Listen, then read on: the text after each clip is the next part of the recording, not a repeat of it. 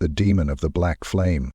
The moment Elric Ashwin's survival pod slammed into the alien soil, every bone in his body screamed for mercy. Pain lanced through his chest as he clawed free from the wreckage, the dense canopy above blocking out most of the daylight. His eyes adjusted to the dim, mossy green glow of the forest. He'd crash-landed, and he was alone. The rest of the Ravenstar's crew had either burned up in the atmosphere or were strewn across light years of uncharted space. His hands, calloused from years of engineering work, instinctively felt for his emergency kit. Bandages, a flare gun, a compact welding tool, and a meager rations pack. Not much, but enough to stay alive. Nearby, a stream trickled, cutting through the underbrush like silver veins. He limped toward it, drinking deeply from the alien water. It tasted metallic, but his stomach didn't reject it. Yet, the sound of snapping branches made him freeze. He'd hoped to have time to assess his situation, but luck was not on his side. Emerging from the undergrowth came creatures with smooth, lilac-hued skin, elongated limbs, and eyes that glowed faintly like embers. They carried rudimentary weapons, spears tipped with stone, and clubs carved from the local wood. But their body language was curious, not hostile. "Hello," Elric said cautiously, raising his hands. "Not here to hurt anyone, just stranded. I'm Caroline Sparks. I'm 7. One of the creatures, slightly taller than the rest, stepped forward. It tilted its head, emitting a series of guttural clicks and melodic hums. Elric didn't understand a word, but he understood enough. They were trying to communicate. He touched his chest. "Elric. That's me. Elric." The taller alien's glowing eyes narrowed. Then it touched its own chest and made a sound that roughly translated to Valix. The others murmured similar introductions, though their names were lost to Elric's untrained ear. He pointed to the wreckage behind him, pantomiming an explosion and a crash. Valix watched closely, then nodded with what Elric hoped was understanding. They weren't about to skewer him, at least, it seemed. The villagers, as Elric came to think of them, lived in a cluster of stone and clay huts surrounded by the forest. They had an air of simplicity, but not ignorance. They crafted tools with ingenuity, their homes blending seamlessly into the environment. It was a peaceful existence, far removed from the chaos of human civilization. Elric's arrival caused a stir, but the villagers soon accepted him. They were a communal people, quick to share food and resources, and Elric's engineering skills quickly proved invaluable. Using his welding tool and scraps from the pod, he reinforced structures and created rudimentary metal tools. Valix, who seemed to be the village's leader, watched him with a mixture of awe and cautious curiosity. Sometimes there were days that spared a moment on site, an hour of sleep. As days turned into weeks, Elric adapted to the rhythm of the village.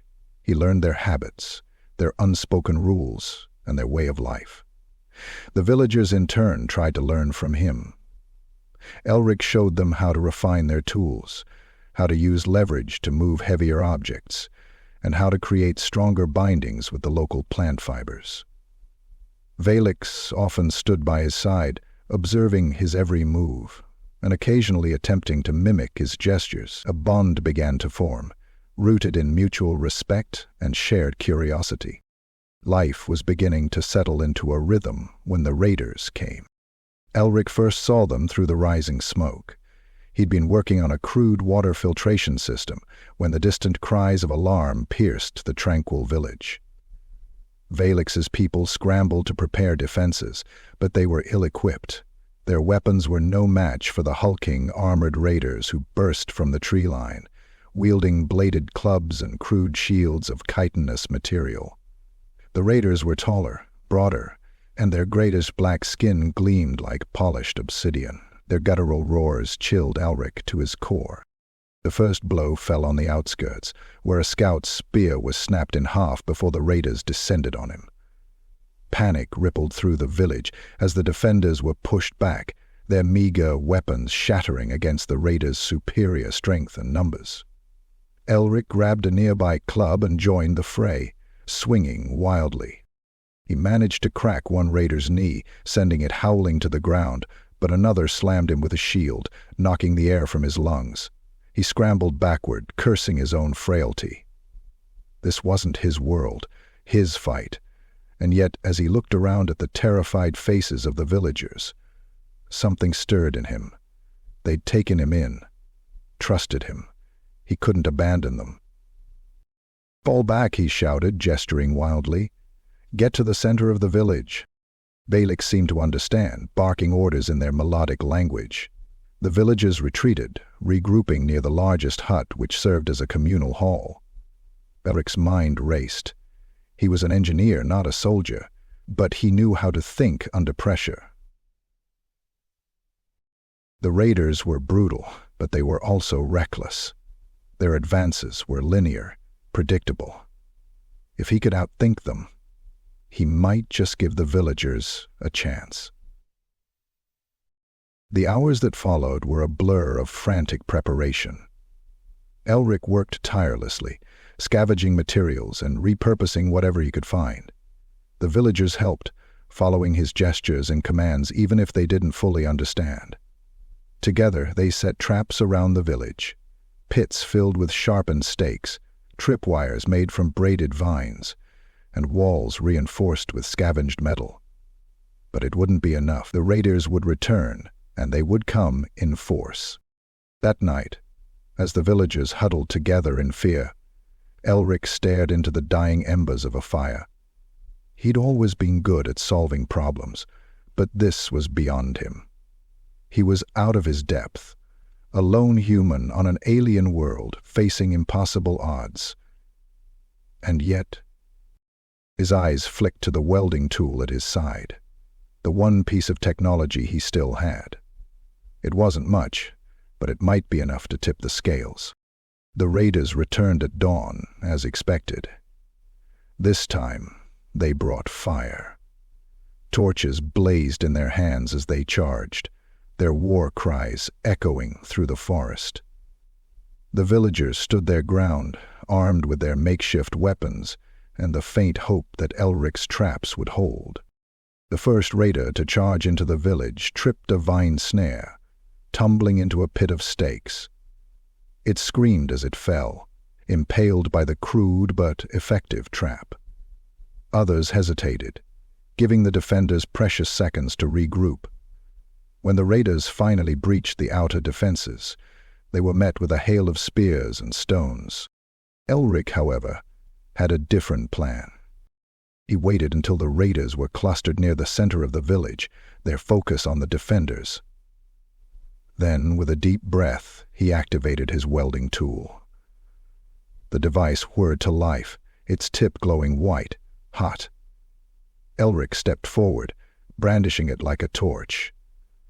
To the raiders, it must have seemed like sorcery. The first raider to face him roared and charged, but Elric sidestepped, slashing with the welding tool.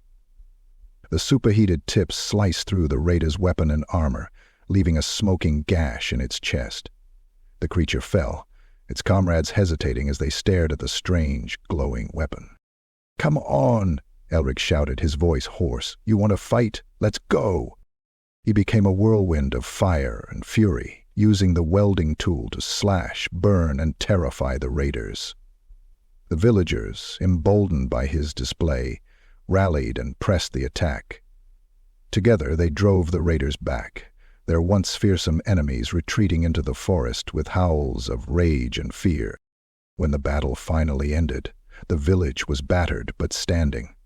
The villagers gathered around Elric, their eyes wide with awe. Valix stepped forward, placing a hand on Elric's shoulder and speaking in a solemn tone. Though Elric couldn't understand the words, he understood the sentiment. He'd saved them. He'd become something more than an outsider. In the days that followed, the villagers began to refer to Elric with a new name, Kathrek Malithar, which roughly translated to Demon of the Black Flame. They spoke of him in hushed tones, their voices tinged with reverence.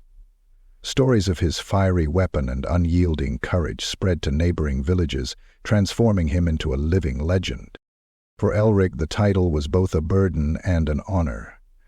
He'd come to this world as a stranger, but now he was part of it.